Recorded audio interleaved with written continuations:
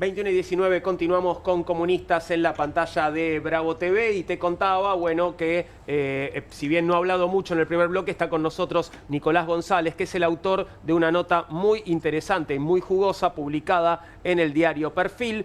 Vamos a compartir la portada, ahí la estás viendo, Coppola, AMIA y el video con Tim Ballard, los escándalos que marcaron la carrera de Mariano Cuneo Libarona. Y eso es lo que queremos invitarte a compartir en este tramo del programa. Ayer veíamos ese video que se filtró, grabado aparentemente con una cámara oculta, que muestra lo que estás viendo ahí. Mariano Cuneo Libarona fue denunciado por esta reunión con el ex agente de la CIA Tim Ballard, famoso por su supuesto trabajo para combatir la trata de menores. La demanda recayó en el Juzgado Nacional en lo Criminal y Correccional número 43 y fue presentada por el abogado Rodrigo Tripolone, el apoderado en Argentina de Celeste Marie Boris y Jordana Brie Van der Riet, dos de las mujeres que denunciaron al estadounidense, a Tim Ballard, por agresión sexual. La presencia de Ballard en Argentina y su conexión con las autoridades locales es de mínima extraña. Más allá de las versiones que se echan a andar, hay datos concretos. Este año, el ex agente participó en operativos policiales que realizó la Policía Bonaerense y la Policía Federal Argentina, y el 26 de febrero, el Procurador General de la Provincia de Buenos Aires, Julio Contegrán, firmó un convenio marco de cooperación con Aerial Recovery, la organización en la que trabaja Ballard. En la denuncia que se presentó en la justicia, el abogado Tripolone argumentó: al haber recibido oficialmente y luego promocionado públicamente a un ciudadano denunciado por presunta trata de personas y abusos sexuales, con conocimiento efectivo de su situación judicial, hecho que ha sido de público conocimiento incluso antes de esta reunión que te estamos mostrando, el ministro podría haber incurrido en un accionar lesivo del deber de prudencia, transparencia y legalidad en el ejercicio de su función pública. La primera curiosidad que teníamos ayer, y obviamente no tenemos respuesta, supongo que vos tampoco la tendrás, Nicolás, pero ¿quién puede haber grabado y quién puede haber filtrado este video? Se lo preguntaba ayer Chipi Castillo, que estaba sentado en donde estás vos hoy, Romina. La verdad que de por sí ya el personaje de Tim Ballard es muy extraño.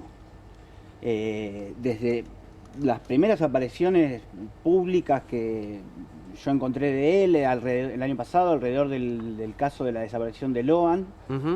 Pero después también... O sea, él aparece, viene a Argentina por el caso de la desaparición de Loan. Viene por el caso de la desaparición de Loan, pero inmediatamente ya es denunciado por algunas organizaciones. Ya en mayo de este año, la ministra Bullrich también fue muy duro con él y lo acusó directamente de abusador sexual. Pero pará, lo tuvimos ya en febrero, antes de eso, en febrero participando de operativos de dos fuerzas de seguridad diferentes. Tanto de la bonaerense como de la federal. O sea, ahí se cruza el gobierno de la provincia, claro, con el Ejecutivo Pero Nacional. ¿cómo llega a meterse en esos operativos? Que digo, ¿quién lo convoca? Digo, porque uno no puede ir y, bueno, me sumo al operativo, digo, voluntariamente. Eso es un gran misterio. ¿Quién es el que le permite o quién lo convoca a él y quién le da acceso, ¿no? Claro. Ninguno de nosotros puede acceder a hacer un operativo con ninguna fuerza de seguridad. Salvo que tengamos el ok de una alta esfera, claro, de encargada de lo que es la seguridad. Entonces, Ballard es un personaje extraño, es un ex agente de la CIA, como todo servicio de inteligencia, es un personaje oscuro, no se sabe bien para qué lado juega, tiene apariciones también en países como Ecuador, donde ha supuestamente desbaratado redes de trata, pero a la vez tiene denuncias presentadas en Estados Unidos por abuso sexual de ex colaboradores de una organización en la que él trabajaba. Con lo cual no queda claro, y el gobierno no ayuda en aclarar, cuál es la situación de Ballard y digamos, qué rol tiene en todo esto. Ahora, lo que vimos ayer en este video que se filtró es escandaloso porque un ministro de Justicia no puede estar proponiéndole a un ex agente de inteligencia, contactar periodistas en Argentina para limpiar su imagen a partir del malentendido que hubo sobre su comportamiento. Ahí está el tema, digamos, un ministro de Justicia normal, no. Claro. Estamos hablando de Mariano Cuneo Libarona. Sí.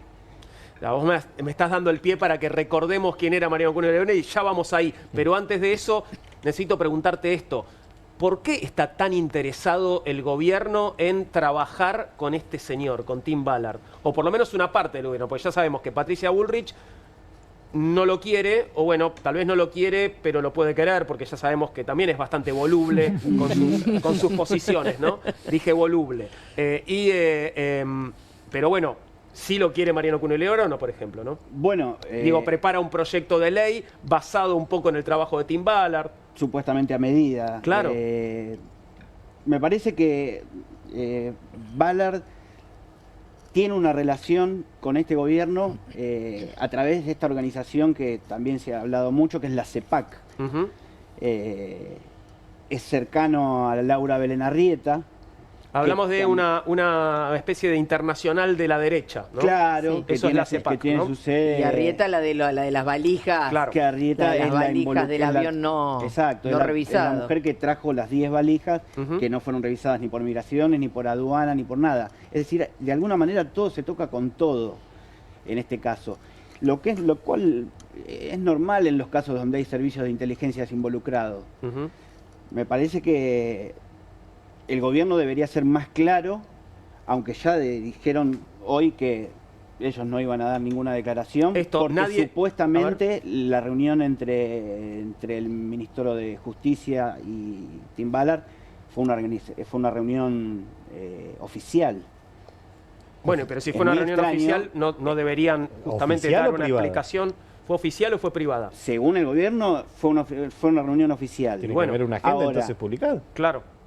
Si fuera una reunión oficial, no tendría que haber tanto problema en liberar la información de qué se habló, de qué no se habló, y no que saliera a la luz a través de una cámara oculta. Claro. Eso es lo extraño de toda esta situación.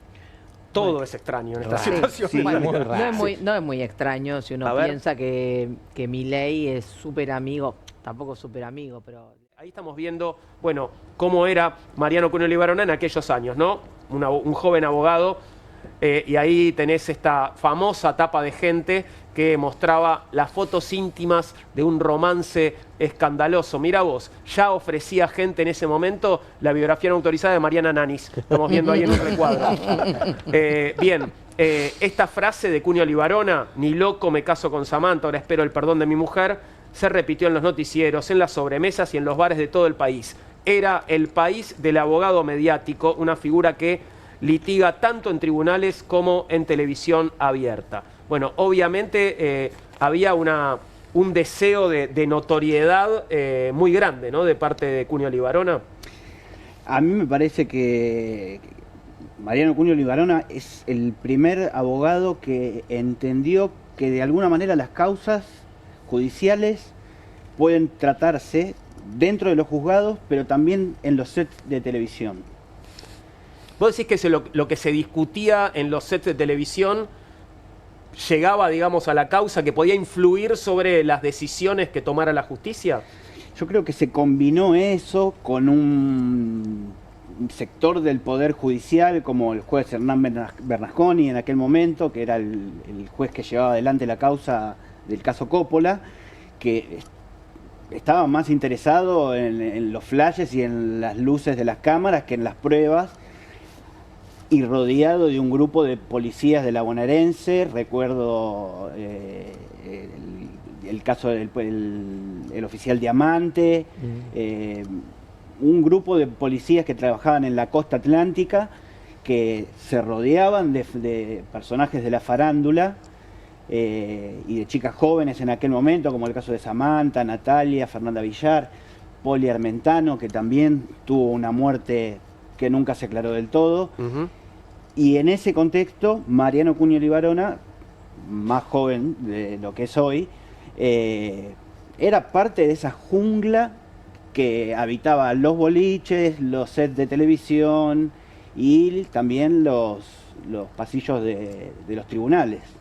Ahora, sus apariciones televisivas seguramente le servían para aumentar su cartera de clientes, ¿no? Le ha servido para aumentar la cartera de clientes, le ha servido, sin duda. Mariano Cunio Libarona salió fortalecido de todo lo que fue esa etapa en los 90, donde el programa emblema es el programa emblema, sí, es el de Mauro Viale. Claro. Pero también se entremezcla con caminar Comodoro Pi, con tener relaciones con los jueces más importantes del país, por ejemplo con el juez Ollarvide. Eso le ha sumado clientes, pero los clientes también tenés que hacerlos ganar. Claro. Él representó a personas y en causas muy sensibles como Emir Yoma, Amira Yoma, contrabando de armas, contrabando de drogas. Vamos a eso, vamos a hablar de el Yoma Gate. ¿Te acordás del Yoma Gate? Porque es lo que sigue, el siguiente capítulo en la historia de Mariano Cunio Libarona. Ahí estamos viendo a Amira.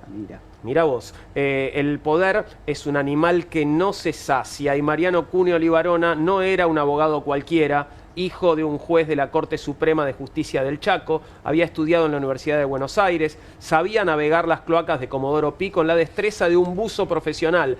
Esto que estoy diciendo son las palabras de Nicolás. Su cercanía con el entorno menemista no era un rumor, era su escenario natural. Defendió tanto a Emir como a Amira Yoma, cuñados del presidente Carlos Menem, en el escándalo del Yoma Gate. La causa investigaba el lavado de dinero vinculado al narcotráfico. Lógicamente, Amira fue sobreseída en 1994, aunque Emir tuvo menos suerte más adelante. Fue detenido en 2001 por contrabando de armas a Ecuador y Croacia, pero eso tampoco duraría mucho. Cunio Libarona se encargó de su defensa de nuevo, con una estrategia que combinaba argumentos técnicos y relaciones personales. La Corte Suprema, con un fallo ajustado, liberó a Yoma 6 meses después. Para entonces, la línea que separaba lo jurídico de lo político ya no existía. El propio Carlos Menem había declarado frente a Bernardo Neustadt: es cierto que hay una cuota de poder político en la justicia y esa cuota está precisamente en la Corte Suprema de Justicia. Más claro, imposible. ¿Cómo llega a vincularse con el clan Menem, Cunio Libarona? ¿Esa historia está también? Esa historia está. Más bien, yo haría la pregunta inversa. ¿Cómo logra relacionarse el ambiente Menem y el entorno Menem con Mariano Cunio Libarona? Si bien su padre había sido juez de la Corte Suprema del Chaco, en Buenos Aires, como decía, era un abogado muy joven y que representó causas muy fuertes y de personajes muy fuertes. El caso de Emir Yoma, digamos, no era un nene de pecho de Emir Yoma. Sí. Rodeaba al presidente y se encargaba de las cuestiones más oscuras, si se quiere, del gabinete de Menem. Totalmente. ¿Amira no tenía también las valijas? Las valijas. Amira tuvo el caso de las valijas. Pero yo quiero esto, mira, acá hay un tema que no es menor, porque vamos sumando cosas y está muy bien para graficar incluso a las nuevas generaciones que se están enterando de estas cosas porque ven alguna serie o esperemos que de una manera más sólida leyendo estos artículos.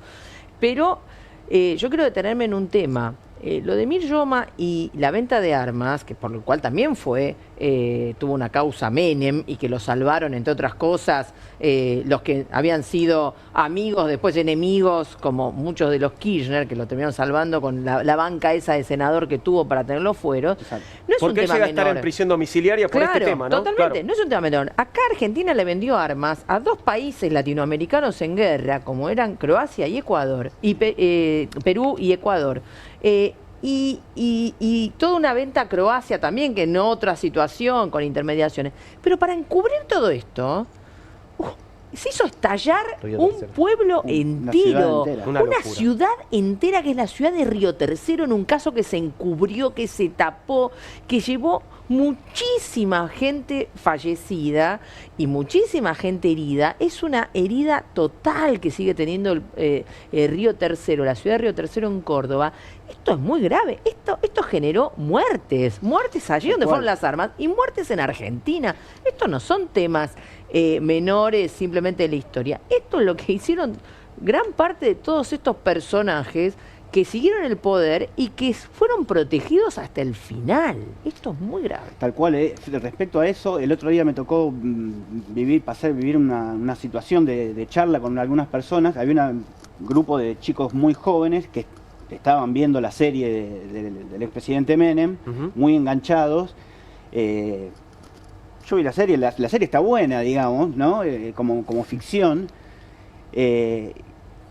Y los chicos como que alababan la figura de Menem, y había otra persona que era más grande y les dijo: hay que ver si tenés un familiar de Río Tercero, que murió en Río Tercero, si te va a parecer tan simpático, ¿no? La figura de Carlos Tan Menem. canchero. Claro. Exacto.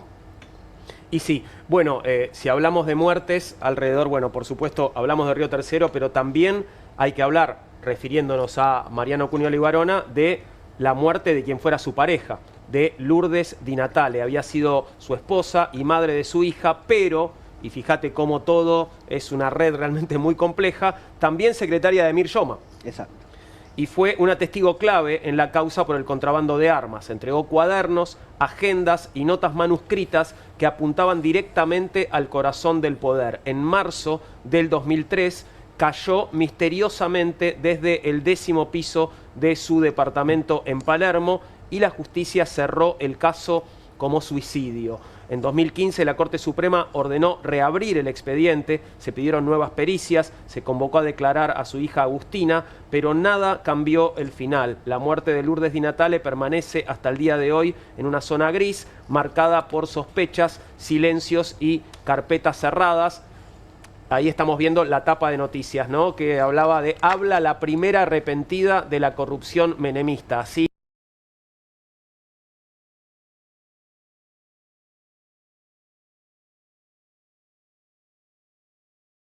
Lourdes Di Natale tiene miedo de que la asesinen. Fue secretaria privada de Emir Yoma, Ramón Hernández y Miguel Ángel Vico. Denuncia con nombres y apellidos cómo se pagan las coimas desde el poder, cómo se arreglan jueces, cómo se digitaron las privatizaciones y quién se quedó con el vuelto de $400.000 del contrabando de armas. Evidentemente nadie la cuidó a Lourdes, ¿no? Porque después de todo esto cuesta creer en un suicidio. Totalmente, cuesta creer en un suicidio, y vos fíjate que estaba advertido. Yo me acuerdo de esa etapa y me acuerdo de que, bueno, cuando saltaba todo esto, pensé, está verdaderamente en peligro. Y bueno, efectivamente, después aparece que misteriosamente se tiró por un balcón. Esto no es real, ¿no? No. Y bueno, Cunio aparece en todo esto, ¿no? Cunio Libarona es tremendo. Acá, bueno, ¿qué rol? Hay un rol aquí también de, bueno, era el abogado de Emir Yoma, ¿no? Ya en Era este el momento. abogado de Emir Yoma, su esposa era Lourdes Di Natale, era la secretaria de Emir Yoma. Ya en este momento ex esposa, ¿no? Estaban ya separados. Cuando sucedió esto, Sí. ya ex esposa. Sí. Exacto. Pero tienen una hija en común, Sí, claro. digamos. No fue una relación corta la que mantuvieron. No. Lourdes Di Natale, como dice la tapa, es una de las primeras arrepentidas de la corrupción menemista, si podemos decirlo de alguna manera.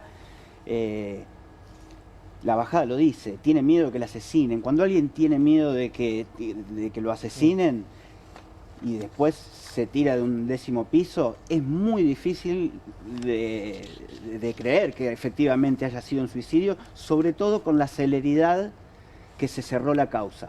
Claro.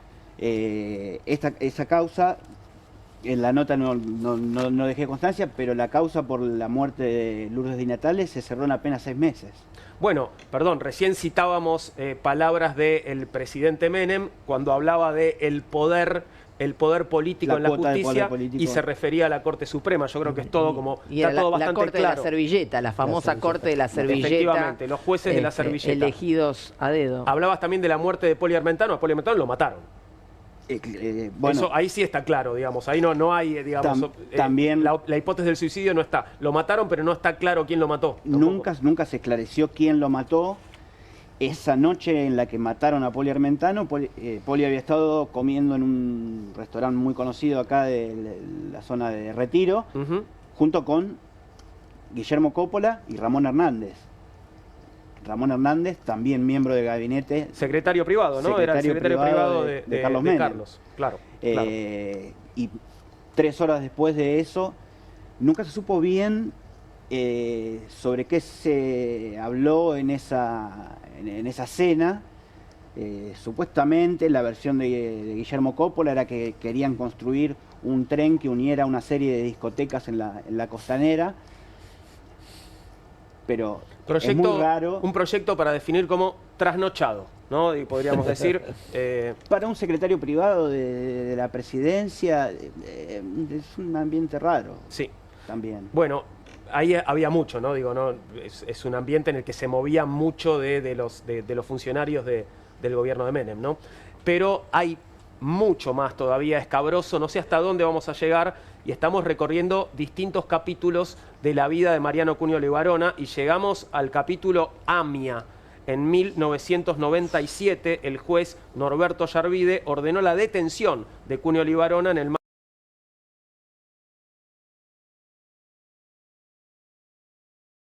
de Rivelli, acusado de participar en el atentado que había demolido la Mutual Judía en 1994. El escándalo giró en torno a un video que mostraba al entonces juez Juan José Galeano negociando un pago con el reducidor de autos robados Carlos Tejeldín, el primer detenido de la causa. Cunio Libarona fue acusado de coacción agravada y encubrimiento por supuestamente haber entregado ese video a Rivelli para presionar al juzgado. Pasó 32 días en prisión, fue liberado y luego sobreseído, sus clientes también, pero el episodio lo marcó. Había cruzado un límite de defensor en televisión a acusado en tribunales y se juró nunca más vivir esa situación. Estamos compartiendo portadas de la época. En 2001, Carlos Menem, ya fuera de la presidencia, lo contrató para representarlo en 4 causas penales muy delicadas. Ya nadie se atrevía a llamarlo abogado mediático. Era el abogado del poder.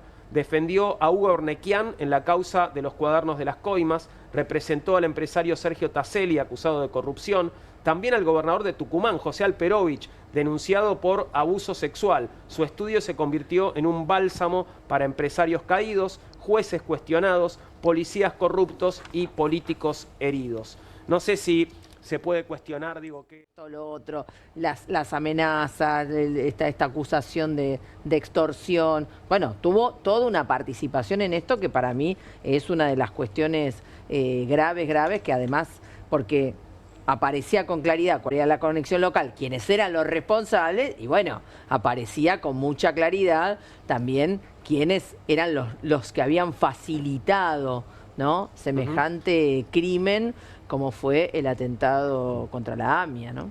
Y es muy curioso que en este caso de nuevo aparece la policía bonaerense con agentes que, como dije en la nota, son unas joyitas. En el caso de Rivelli, tenía departamentos en Estados Unidos, iba de vacaciones al exterior, cobraba un sueldo en aquella época de 1.000 pesos. Ahí lo estamos viendo, ¿no? 1.000 Este pesos, es 1.000 Rivelli, dólares. ¿no? Este es Rivelli. ¿Se acuerdan? Era la maldita policía. Bueno, La sigue siendo famosa tapa de la revista Noticias, Maldita Policía. Este es Rivelli, que se recibió de abogado en la cárcel. En prisión. Sí. ¿Y ahora qué hace? ¿Qué es de la vida de Rivelli?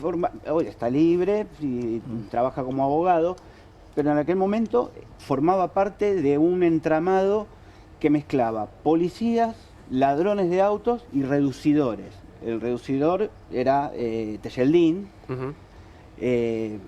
y los policías lo que hacían es brindar cobertura a delincuentes para que roben autos, los lleven a reducidores como Tejeldín y a cambio de una coima o de varias coimas permitirles trabajar, digamos, o sea, un submundo de la delincuencia, donde también robo de camiones de caudales. Por suerte eso ya no sucede más, ¿no?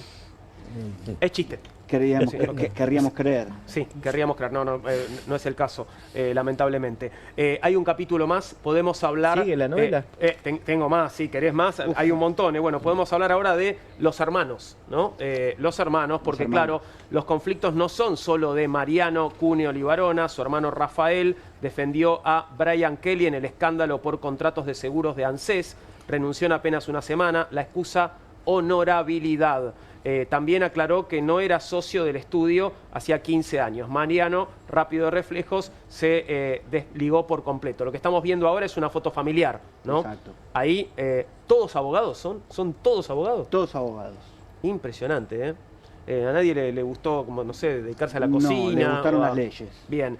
Lo cierto es que el estudio Cuneo Libarona, integrado por Matías, Rafael, Cristian y Mariano, en la foto están los cuatro, En ¿no? la foto están los cuatro y el padre, Claro. que está con el bastón, ex juez de la Corte Suprema del Chaco.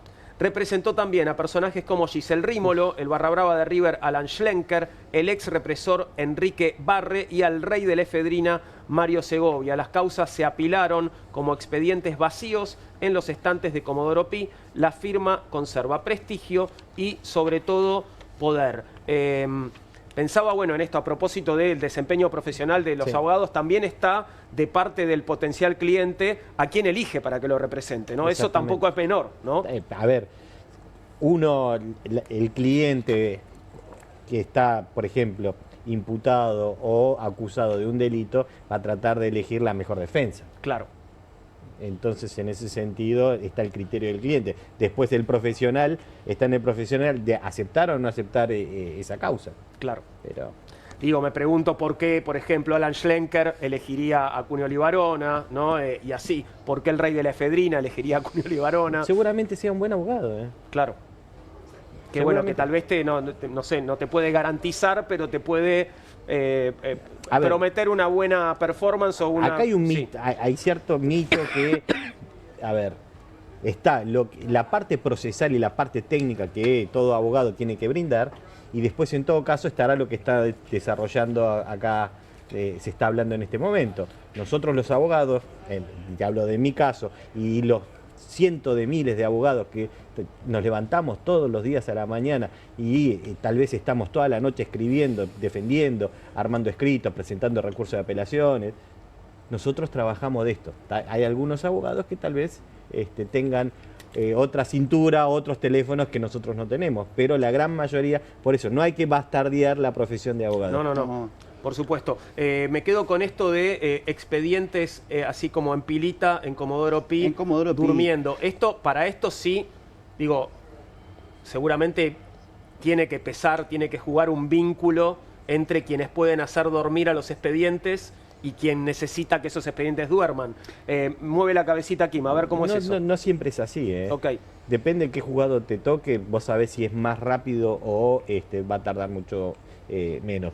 Dependiendo de la cantidad del personal que tenga cada juzgado, como así también la celeridad del prosecretario, del secretario y de su señoría. Así que tampoco es tan así. esas celeridades son... A ver, Juan, yo tengo sí, causas que tengo 15, 20 años, ¿eh? sí. Y no es que están durmiendo. Nadie la está haciendo dormir. Nadie la está haciendo dormir. Es más, quiero que se resuelva. Claro, vos querés que se resuelvan, pero no hay Exactamente. del otro lado una parte que tal vez no quiere que se Hay resuelva. procesos largos, que son largos. Ok. Lamentablemente, el proceso, proceso judicial en la Argentina es lento.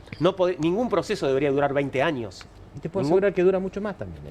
Bueno, pero Bueno, eso en muchos Eso. casos garantiza impunidad, ¿no? Por eso, Claramente. eso voy, no solamente- debería ser así. No solamente te hablo de lo penal, sino que te hablo de muchas causas. ¿eh? Ujú. Entonces, la labor de un abogado, podemos estar un promedio de 10 años con una causa. Entonces, ahí no lo estoy defendiendo a Cuneo Libarona ni nada, no lo conozco. No, Además, no. Pero te digo cómo funciona nuestro trabajo. Vamos al Lo final. que apuntaba Juan, digamos, es a la hora de elegir un abogado, todos estudiaron Derecho, Sí, pero no obvio. todos tienen los mismos contactos. Yo si estuviera en la situación de Schenkler, por ejemplo, el barra brava de River, y más que el conocimiento técnico del abogado, lo que quisiera es un abogado con contactos fuertes. Claro, claro. Vamos al último capítulo, que es el capítulo de la actualidad. En diciembre de 2023 ocurrió la sorpresa más grande en la carrera de Cuneo Libarona. Javier, lo pregunto porque no sé si es así. Javier Milei, recién elegido presidente de la Nación, lo designó como ministro de Justicia. El nombramiento fue inmediato e inédito, pero el rechazo también. El constitucionalista Daniel Sapsay dijo que se trataba de un ministro de la corrupción. El propio Cuneo Libarona respondió que su pasado no lo condicionaba, pero, como ves, bueno, ahí no lo condiciona, pero pesa, ¿no? Digamos, hay un currículum que no sé si tiene el barniz que hay que ponerle a los currículums de los residentes. No, Y esto es lo más gravísimo. sorprendente. Esto es lo más sorprendente. Bueno, en mi caso, digamos, para mí, cuando Milei formó su gabinete, tiene personas dentro del gabinete, digamos, que pueden ser cuestionables o no, pero la figura de Mariano Cunio Libarona me parece que dentro del gabinete de Milei, para mí, al menos para mí, fue la más sorpresiva. Yo iba a la escuela en los 90 y para mí el programa de Mauro Viale y el caso Coppola era como la novela de Todos ese los año, de, todos los 19 mediodías, ¿no? de 1996, exacto. Salía de la escuela, iba y comía, almorzaba mirando Mediodía con Mauro. Entonces, cuando se designó a Mariano Cunio Libarona como ministro de Justicia, para mí fue una sorpresa enorme, enorme. Desencaja incluso dentro del gabinete de Milei. Es Es un montón. Es un montón, exactamente, es un montón. En fin. Entonces, en fin, me parece que Mariano Cunio Libarona, más que un personaje risueño, es un síntoma, al menos yo lo veo así, es un síntoma de la confluencia en la Argentina entre farándula, medios, política, poder y justicia. Y espionaje. Y espionaje también. Y negocios turbios. Y podríamos seguir, pero tenemos que parar. Nicolás, gracias por haber venido. Gran por trabajo favor. el de tu nota, que está disponible en perfil.com. Camaradas, gracias. les agradezco a los 4 haber compartido la mesa esta noche. Espero que lo hagamos Muchas de vuelta gracias. en otra ocasión. Ahora nos despedimos y ya llega QR a la pantalla de Bravo TV después de esta pequeña pausa. Ya venimos.